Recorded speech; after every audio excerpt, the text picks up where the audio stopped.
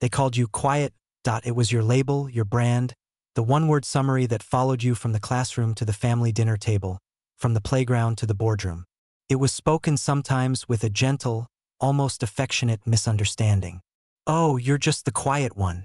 Other times, it was a note of concern, a problem to be solved. "Why are you so quiet?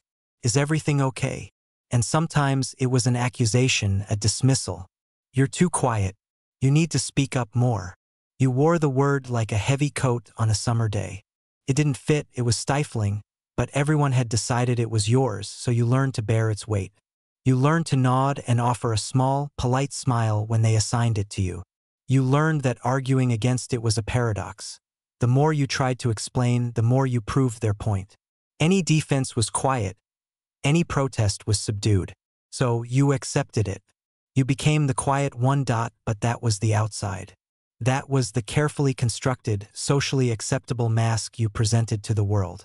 It was a masterpiece of self-preservation, built brick by brick with every missed opportunity to speak, every swallowed opinion, every conversation you replayed in your head for hours afterward, perfecting the words you never said. Inside, however, it wasn't quiet at all. Inside, you were screaming. It wasn't a simple sound. It was a symphony of chaos, a cacophony of everything you couldn't, wouldn't, or didn't know how to let out. It was a primal, gut-wrenching, silent roar that echoed off the walls of your own mind. It was a scream for help, a scream of frustration, a scream of loneliness. It was the sound of a person desperate to be seen, to be heard, to be understood beyond the suffocating label of quiet. Do you remember it? The beginnings of the scream. It started as a whisper in your childhood. You'd be sitting in a circle during story time, a thought bubbling up inside you, a brilliant connection to the story that you were bursting to share. You'd open your mouth, just a fraction, your breath catching in your throat. And then you'd see the other kids, loud and confident, their hands shooting up, their voices overlapping. The teacher's attention was a finite resource, a spotlight that seemed to pass right over you. And in that moment, the fear was louder than the thought. What if they laugh? What if I say it wrong? What if nobody cares? So you'd close your mouth, and the brilliant thought would curdle into a tiny, bitter knot in your stomach. That was the first note of the scream. It grew louder in your teenage years. The world became a stage, and you felt like you'd been cast in a role without a script. Social gatherings were minefields. You'd stand at the edge of a circle of friends, a ghost in your own life, watching them banter and laugh with an ease that felt like a foreign language. You understood the words, but you couldn't grasp the melody. You'd try to join in. You'd formulate a sentence in your head, checking it for errors, for awkwardness, for any potential flaw. You'd wait for the perfect pause, the perfect opening to insert your carefully crafted contribution. But the pause never came. The conversation moved on, a river flowing around the rock of your silence. And the scream inside you would rise in pitch. "I'm here. Can't you see me? I have things to say. I have a personality, a sense of humor, a perspective. I am more than this quiet statue you see in the corner." But no sound would come out, just a polite, strained smile. The scream was made of 1,000 unsaid things. It was the "I disagree" that you swallowed in a meeting because you didn't want to create conflict. It was the "I love you" that got stuck in your throat because you were terrified of vulnerability. It was the "that's not funny" when someone told an unkind joke, but you stayed silent rather than rock the boat. It was the "I need help" that felt too heavy, too burdensome to place on anyone else. Each unvoiced truth, each suppressed emotion, became fuel for the fire. It was a constant, thrumming pressure behind your eyes, a tension in your jaw, a weight on your chest. They saw your quietness as peace. They'd say things like, "You're so calm and collected. Nothing ever seems to faze you." If only they knew. Inside, you weren't calm. You were a storm chaser, a meteorologist, and the entire population of a city in the path of a hurricane all at once. You were constantly managing the swirling vortex of your own thoughts. Your mind was a browser with 100 tabs open simultaneously. One tab was analyzing what someone just said. Another was trying to predict what they would say next. A third was critiquing your own body language.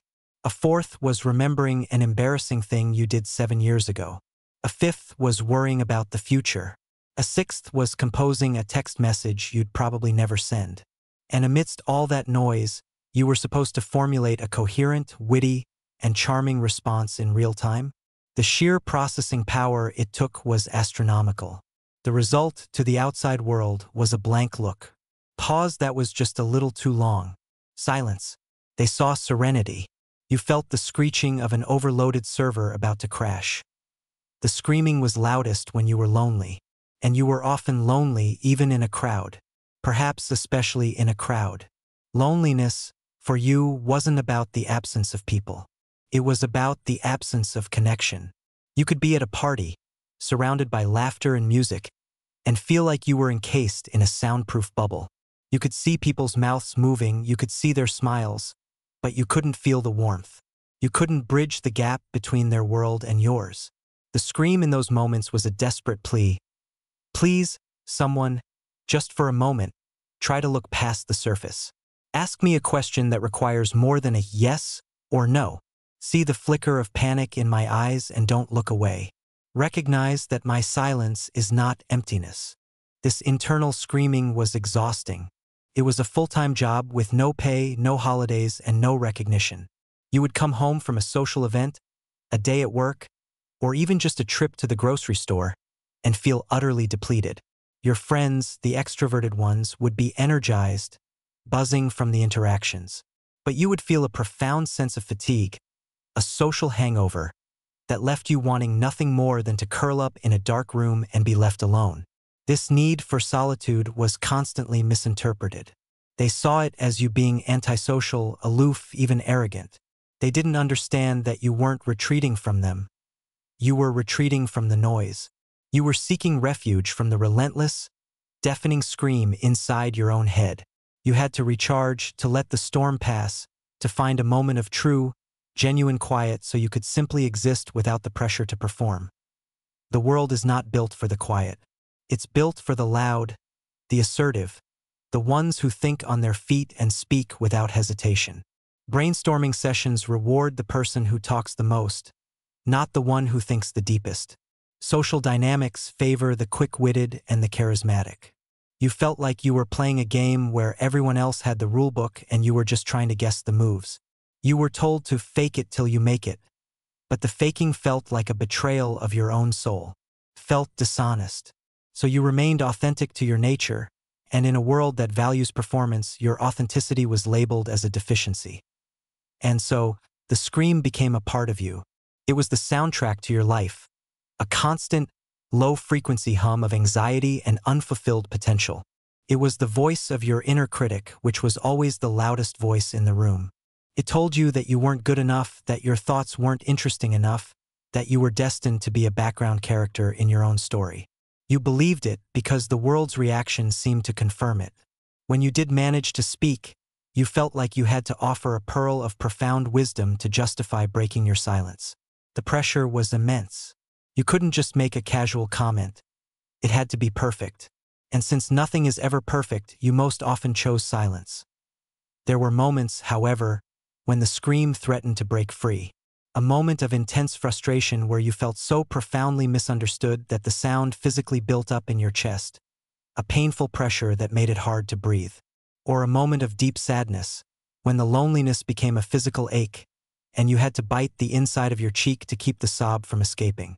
You'd feel the cracks forming in your carefully constructed dam.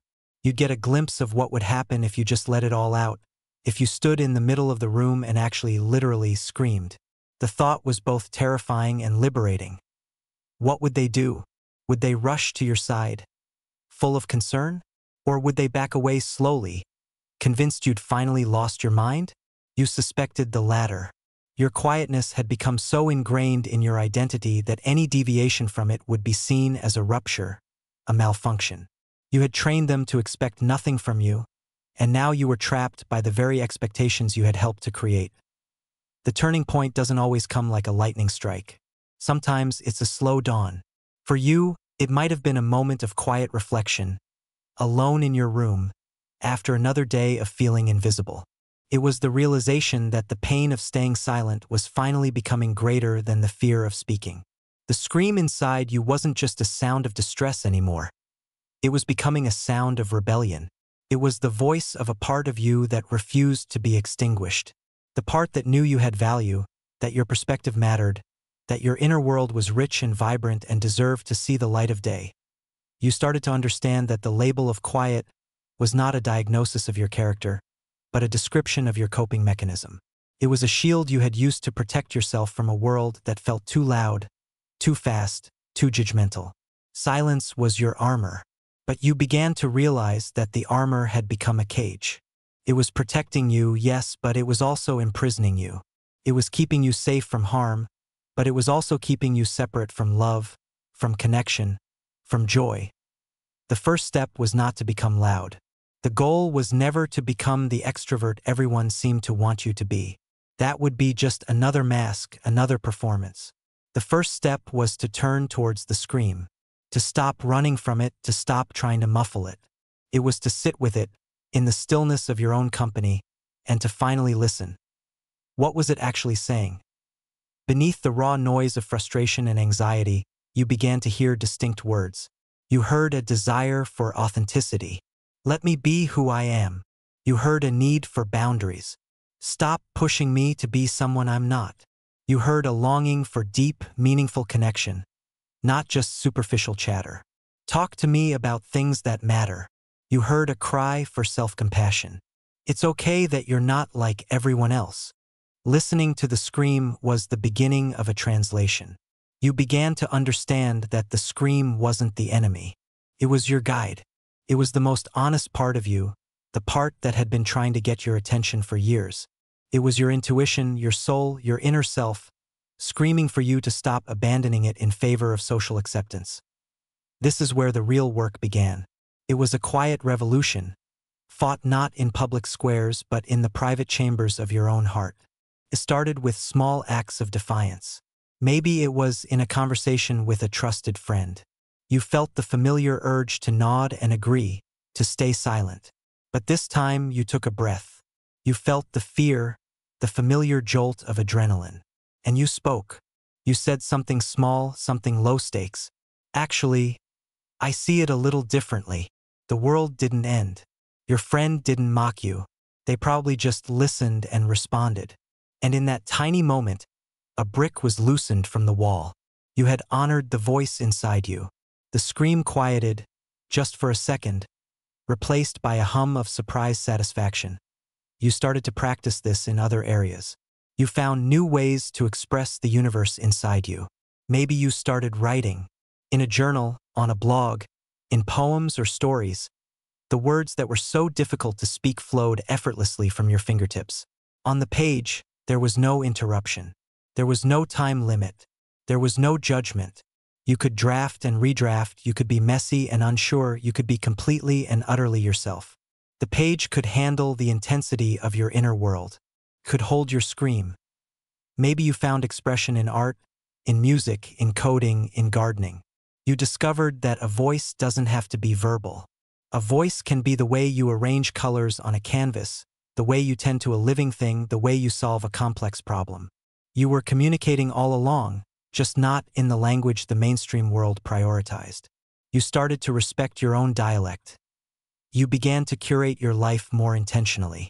You realized that you didn't have to force yourself into environments that consistently drained you. It was okay to decline an invitation to a loud, crowded party. It was okay to prefer a one-on-one conversation over a large group. You weren't being antisocial, you were being self-aware. You were choosing environments where your nervous system could be at ease, where you didn't have to scream to be heard, because the ambient noise was finally low enough for your natural voice to emerge. You learned to distinguish between being quiet and being silenced. Being quiet is a choice, a state of being. Can be peaceful, reflective, and powerful. It's the quiet of a library, full of potential and knowledge. It's the quiet of a forest, alive with unseen energy. There is a strength in being observant, in being a deep listener, in thinking before you speak. You started to reclaim the word quiet not as an insult, but as a superpower. Being silenced, however, is an act of oppression. either by others or by yourself. It's the quiet of a prison cell. It's the quiet of fear.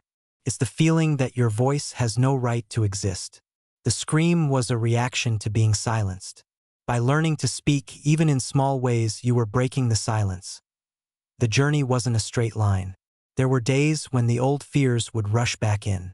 You'd find yourself in a situation, your throat would close up, and the scream would return, as loud as ever. But now something was different. You could recognize it. You could name it. You could be compassionate with yourself.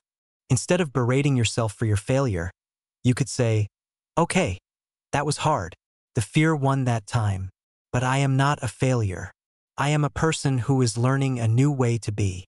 Self-compassion became the balm that soothed the raw throat of the scream. You also began to find your people. As you became more authentic, you started to attract others who valued that authenticity. You found friends who didn't need you to be a constant entertainer. They appreciated your listening skills. They were curious about your inner world and were patient enough to wait for you to share it. They didn't try to fix your quietness. They saw it for what it was, a part of you, not the whole of you. The presence of these people in your life was a confirmation. You are not broken. Your way of being is valid. The scream inside you never completely goes away, but it has changed. It is no longer a sound of pure, desperate, chaotic pain. It has transformed. The frantic, high-pitched shriek has modulated into a clear, steady tone. It is no longer a scream for help, but a call to attention. It is your intuition. It is the voice that tells you when a situation isn't right for you. It's the voice that reminds you to honor your own needs. It's the voice that nudges you to share a thought, not because you have to, but because it deserves to be heard. The scream has become your inner compass. You've learned to listen to it not with fear, but with respect. They may still call you quiet. The label might stick because people are often lazy with their perceptions. They see the surface and they move on. But now, when you hear it, it doesn't land with the same crushing weight. It doesn't feel like a judgment. It's just a word, and it's a word that can't possibly contain the vast, complex, and beautiful universe that exists inside of you. You can smile a small, genuine smile when they say it, because you know the truth. You know about the storms you've weathered and the galaxies you hold within. You know that your silence is not a void, but a sanctuary. It's a space where you cultivate deep thoughts, rich emotions, and a resilient spirit. And you know that inside, you are no longer screaming. You are finally beginning to speak. In your own time, in your own way, and your voice, when it emerges from the quiet, is more powerful and more true than you ever could have imagined.